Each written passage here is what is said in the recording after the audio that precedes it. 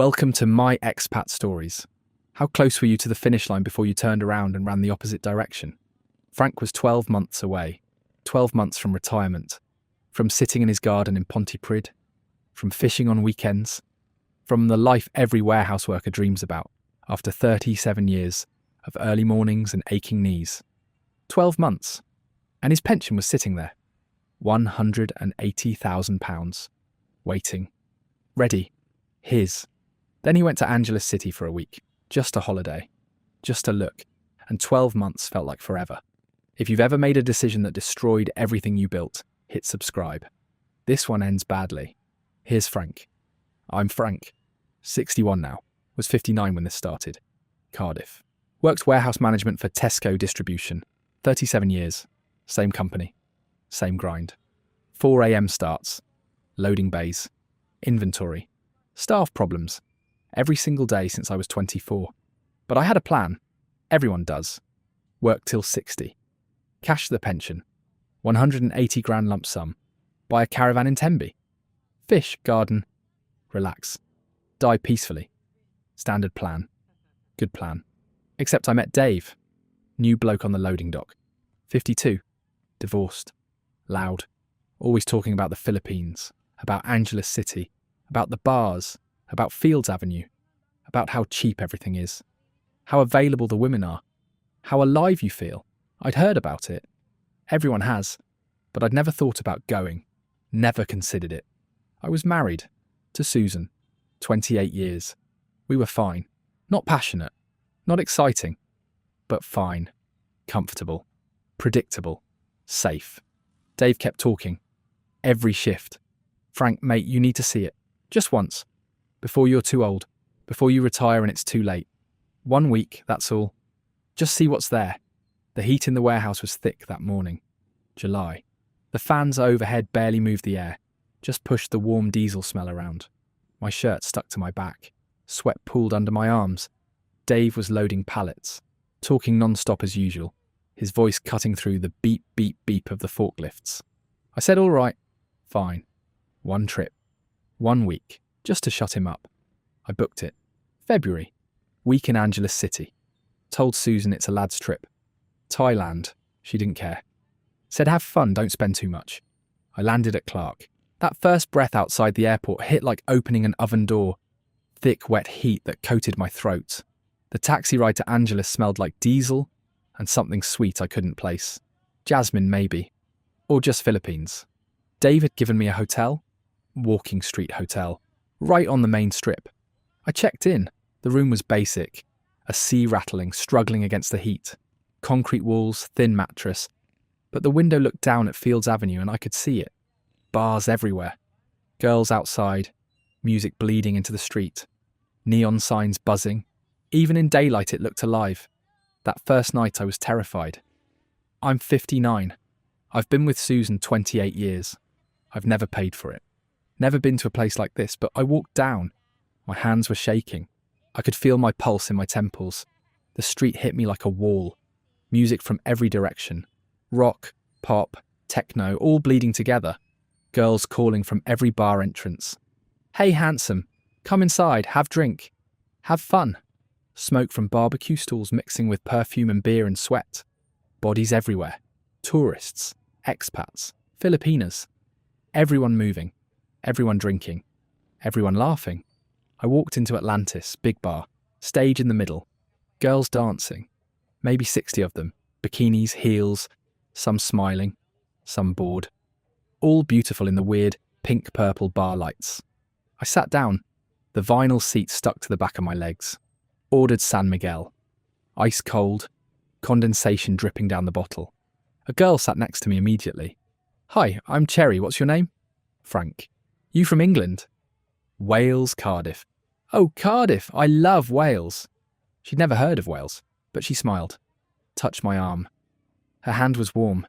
Softer than I expected. She smelled like cheap perfume and cigarettes, but it wasn't unpleasant. Just different. We talked. I bought her a lady drink. 200 pesos, 3 quid. Nothing. She sat closer. Laughed at everything. Made me feel young. Made me feel wanted. Made me feel alive in a way Susan hadn't made me feel in 20 years. After an hour, she said, "You want a bar? Find me. We go your hotel?" I hesitated. My chest felt tight. This was it. This was the line. Cross it or don't. How much? Bar fine 3,000 pesos, £40. Then tip for me. You decide. Depends how happy I make you. I paid 40 quid to the bar. We walked back to my hotel. 2 minutes. The warm night air stuck to my skin. I was sweating, but not from heat. From nerves. From excitement, from fear. We got to my room. She sat on the bed. The springs creaked. She smiled. Waited. And I'll be honest, it was incredible, not because she was amazing, but because it was new. Different. Exciting. And I felt something I hadn't felt in years. Desire. Arousal. Life. After she showered, the water ran for ages. The whole room smelled like the hotel's cheap soap. She got dressed. I gave her 3,000 pesos tip. She kissed my cheek. Said thank you. Said, "Come back tomorrow. I will be there." I spent the week bar finding Cherry every night. Same girl. Same routine. And every night felt better than the last. Not because the sex got better, but because I was feeling alive. Really alive. Not warehouse Frank. Not Cardiff Frank. Not married to Susan for 28 years. Frank. Just Frank. 59. In Angeles. Doing what he wants. Feeling young. The last night I calculated. Bar fines, tips, drinks, food, hotel. The week cost me £2,000, more than I'd spent on a holiday in 10 years, and I didn't care, because I'd felt alive, and going back to Cardiff, going back to Susan, going back to 1 year of warehouse work before retirement, it felt like death. I flew home. The cold hit me stepping off the plane at Heathrow. February in Wales, grey, wet, miserable. Everything felt grey. The sky, the buildings, Susan, me. I tried going back to normal. Back to work, back to the routine, back to sleeping next to Susan. Back to pretending I was content. But I couldn't. I'd tasted something, and I couldn't untaste it. Dave knew, saw it in my face. "You're hooked, aren't you?" "I don't know what you mean." "You're going back, I can see it. Everyone goes back." "I'm not going back. That was just a holiday." But I was lying. I was already planning it. Already thinking about it. Already counting down. 3 months later, I went back. Another week. Same hotel. Same bars. Different girls this time. Variety. Cherry plus Angel. Cherry plus Bella. Different combinations. And I spent £3,000 that trip. More bar fines. More tips. More girls. More chaos. And sitting in that same vinyl chair, the AC dripping condensation onto my shoulder, I thought about Cardiff. About the warehouse. About Susan. About 12 months till retirement. About £180,000 sitting in my pension. And I thought, what if I didn't wait? What if I cashed it out now? What if I moved here? Just lived here? 180 grand goes far in the Philippines. I could live for years. Decades maybe. Never work again. Just live. In Angeles, in the bars. Feeling alive? My hands were shaking when I opened my pension documents on my phone. The room was hot. The fan clicked overhead. Click, click, click. Regular as a heartbeat. I could smell beer and perfume from the bar below. Could hear music. Girls laughing. Life happening. £180,000. I could take it at 59. Early withdrawal. 10% penalty. Still walk away with 162,000. More money than I'd ever seen. More money than I'd need. In Angeles. I made the call. Right there in the hotel room. In Angeles. With music pumping below me and girls calling to tourists, and the heat pressing in through the walls. I cashed my pension. I quit my job the next week. Gave notice. My boss thought I was joking. "Frank, you've got 12 months. Why quit now? You'll lose benefits. Lose your full pension." I've made my decision. This is insane. You're 59. What are you going to do? Retire early. Travel. Live. He didn't argue. Just shook his head. Processed the paperwork. 37 years. Gone. Just like that. Susan was in the kitchen when I told her. The smell of shepherd's pie filled the house. That same mince and potato smell from 28 years of Tuesdays. She was washing up, her hands in the sink, water running. She didn't turn around. "I'm leaving." She turned off the tap. The water dripped. Into the silence. "Leaving for where?" "Philippines." Angeles City. I'm cashing my pension. I'm moving there, she dried her hands on the tea towel. Slowly, deliberately. Still didn't look at me. For how long? I don't know, maybe permanently. There's someone there, there's everyone there, that's the point. She finally looked at me. Her face was blank. Not hurt, not angry, just blank. Like she'd expected this. Like she'd been waiting for me to leave for years. Take what you want, leave the house. I'll sort the divorce. That was it. 28 years. Ended in a kitchen that smelled like mints with water dripping into the sink. No fight, no tears, no begging me to stay. Just acceptance. And maybe relief. I packed one suitcase, clothes, documents. That's it. Left everything else, the furniture, the photos, the life. Didn't need it, didn't want it, just wanted Angeles. The pension came through 6 weeks later. £162,000, minus 10% early withdrawal penalty, sitting in my bank account. More money than I'd ever seen. More money than I knew what to do with. I transferred $50,000 to my Philippines bank account. Left the rest in UK account. Emergency fund, smart, sensible. That's what I told myself. I flew to Angeles. One-way ticket. June. The heat hit me like before, but this time it felt like coming home. I wasn't a tourist, wasn't visiting. I was moving here. Living here. This was home now. I rented a studio. Walking street. Could hear the music through the floor. Could feel the bass in the walls. 5,000 pesos a month. 70 quid. Nothing. The room was tiny. Bed, table, bathroom. But the window looked down on Fields Avenue. Looked down on the chaos. And that's all I needed. The first month was heaven. I bar-fined 4 girls a week. Different girls. Cherry, Angel, Bella, Princess, Joy, Michelle. A rotation. Monday, Cherry. Wednesday, Angel. Friday, Bella. Sunday, Princess. Mixing it up, keeping it fresh. Bar fines 3,000 pesos each. Times 4 girls a week. Times 4 weeks. 48,000 pesos a month. £640. Just for bar fines. Then tips. 3,000 each time. Another 48,000 pesos. £640. Then drinks. Food, entertainment. Another 40,000 pesos. £500. First month total. £1,780. And I didn't care. Because I had 50,000 in my Philippines account. I could do this for 2 years. Easy. And I'd still have 112,000 in UK. I was fine. I was set. I was living the dream. The bar below my studio played the same songs every night. Hotel California at 9 p.m. Sweet Child of Mine at 10 p.m, like clockwork. I'd lie in bed hearing it through the floor, feeling the bass rattle the furniture, smelling cigarette smoke and beer drifting up through the gaps in the floorboards. Month 2. I met the expats, the long-timers, blokes who'd been in Angeles for years. 5 years, 10 years, some 20 years. Corner bar. Quiet. No girls. Just old blokes and cheap beer. They warned me. Mate, you've got how much? 160,000? That'll last you 3 years if you're careful. Maybe 5 if you're really careful. But you're not being careful. You're bar-fining 4 girls a week. You're living like a tourist. That money will be gone in 2 years. Then what? Then I'll figure it out. There's no figuring it out. You'll be broke and you can't work here, not legally. Not without a visa. You'll be stuck. We've seen it. Blokes like you come with retirement money, burn through it, end up washing dishes. Or worse. I'm not those blokes. I'm smart, I'm planning. But I wasn't planning. I was just spending. Because the money felt endless. Because £50,000 is a lot. Because I couldn't imagine it running out. Month 3 I added substances. Not heavy. To enhance. To make the bar fines better. To make everything better. Dealers hung around Perimeter Road. Easy to find. Easy to buy. And cheap. 500 pesos for a gram of weed. 7 quid. Nothing. But it added up. 2,000 pesos a week. Times 4 weeks. 8,000 pesos a month.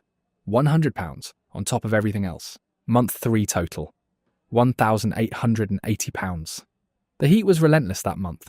My studio had no AC, just a ceiling fan that clicked and whirred but barely moved air. I'd wake up drenched in sweat, sheets stuck to my skin, the smell of my own body thick in the room. I'd shower, but within minutes I'd be sweating again. Everything was damp. The walls, the floor, Me. Month 6, I started staying out later. Not just bar fines, but drinking till 4 a.m. Hopping bars. Buying drinks for everyone. Being the generous guy. The guy with money. The guy everyone wants around. My daily routine became wake at 2 p.m. shower. Eat. Head to Fields Avenue by 6 p.m. Start drinking. Bar hopping. Bar finding someone by 9 p.m. Back to hotel by midnight. Out again by 2 a.m. Different bars. More drinking. Maybe bar find someone else. Maybe just drink till sunrise, sleep till 2 p.m. Repeat. And the money kept flowing out. Faster now. Bar fines. Tips. Drinks for myself, drinks for girls, drinks for strangers. Substances, food, everything. I stopped tracking, stopped caring.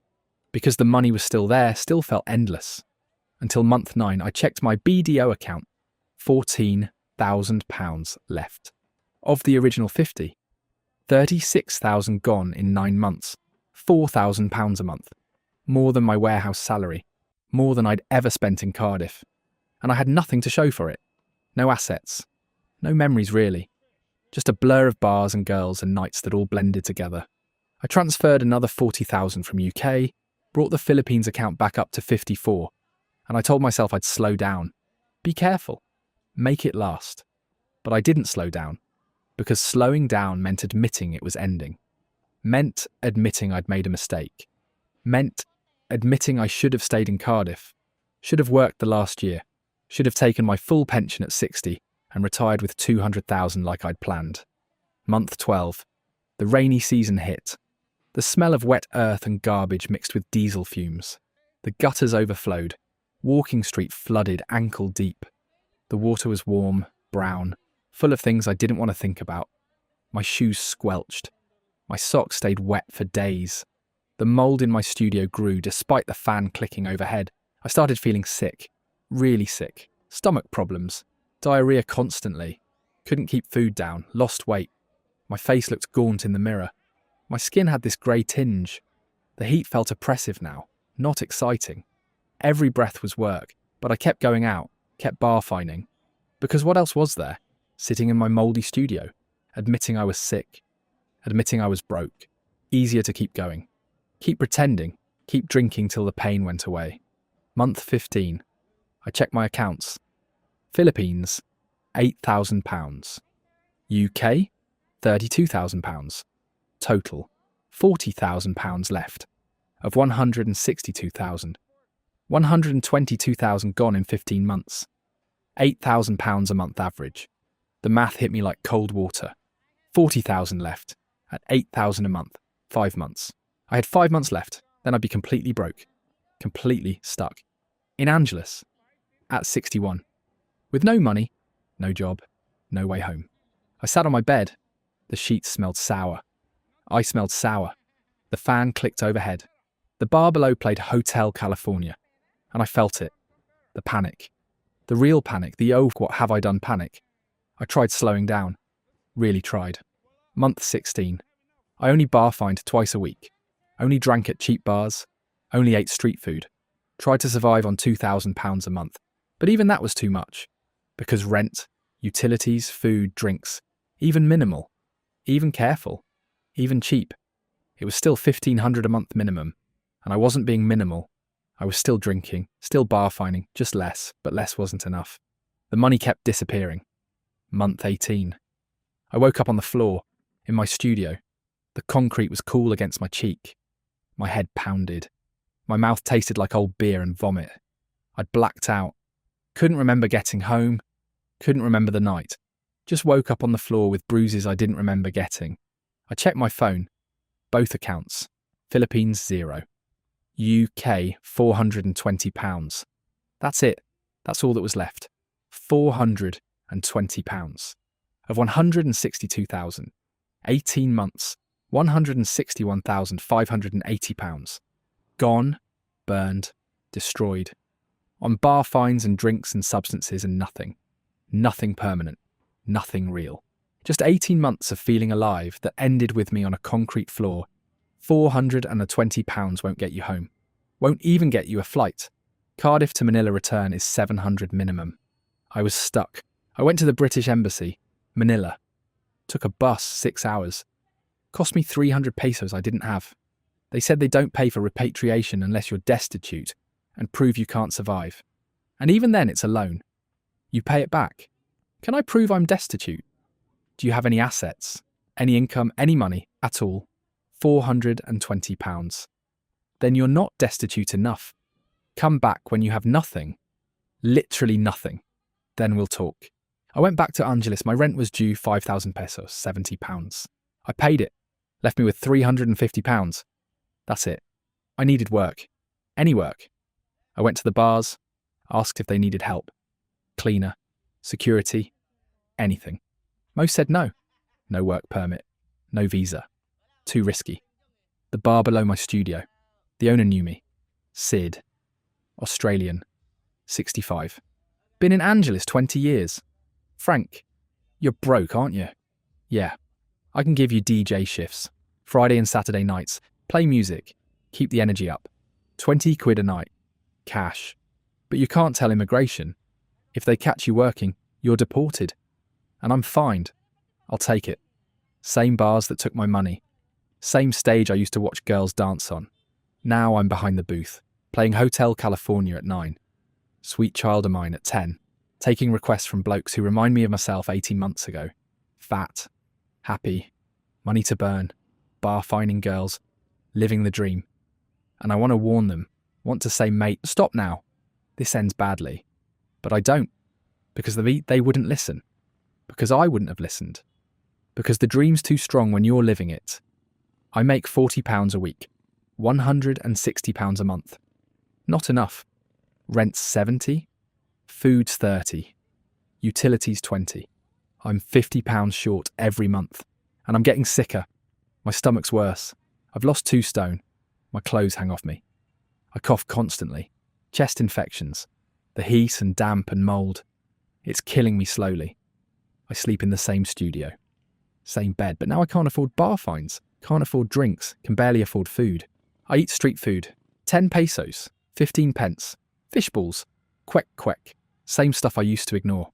Now it's all I can afford. The other expats avoid me. I'm what they fear. The cautionary tale. The bloke who burned his retirement and got stuck. They see me DJing and they look away. Embarrassed. Scared it could be them. My daughter emailed. Susan gave her my email. Dad, what happened? Mum says you cashed your pension and moved to the Philippines. Are you okay? I'm fine. Just retired early. Enjoying life. Can you come home for my wedding? September. I can't afford the flight. Dad, your pension was £180,000. How can you not afford a £700 flight? I didn't reply. What could I say? I spent it all on bar fines and beer. I destroyed 37 years of savings in 18 months. I'm now working as a DJ in the same bars that took my money. I'm 61.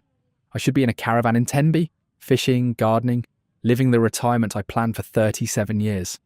Instead, I'm in Angeles, in a mouldy studio, making 40 quid a week, playing music for tourists, watching them make my mistakes, unable to leave, unable to afford to stay, just stuck, sick, broke, trapped. The blokes at Sid's were right. You burn through retirement money in Angeles faster than you think. And when it's gone, you're stuck. Because going home means admitting you destroyed everything. And staying means surviving on scraps while the bars that took your money keep taking everyone else's. I'm Frank, 61, Cardiff. Destroyed my retirement for 18 months in Angeles City. £180,000. Gone. Now I play Hotel California for tourists every Friday night. And every time I play it, I hear the line about never leaving. And I feel it. Because I can't leave. I don't have the money. And even if I did, what's waiting in Cardiff? Divorce, shame, a daughter who won't talk to me. Nothing. So I stay, in Angeles, in the heat, in the mould, playing music, surviving, waiting. For what, I don't know. Maybe for it to end. Maybe for enough money for a flight. Maybe for nothing. This is my expat stories. Sometimes cashing your pension early means working till you die anyway. Just in paradise instead of home.